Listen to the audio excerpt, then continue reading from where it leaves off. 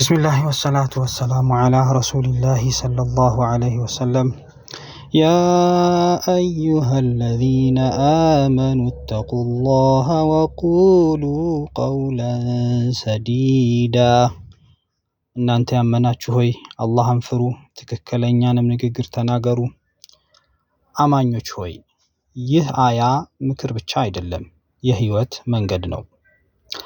አላህን መፍራት ማለት በእያንዳንዱ እንቅስቃሴያችን ከኛ ጋር እንዳለ መገንዘብ ነው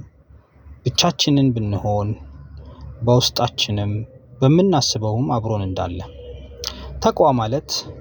በፍርሃት ርዶ ስራን መተው አይደለም ጥንቃቄ ማድረግ ነው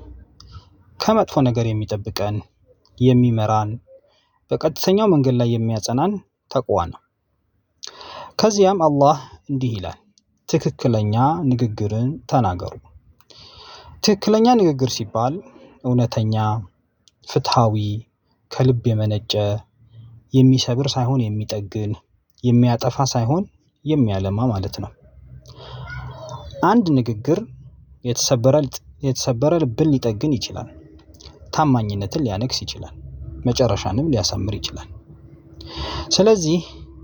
ልክ ኮረኮንች መንገድ ላይ በባዶ እግር ስንሄድ እንደምንጠነቀቀው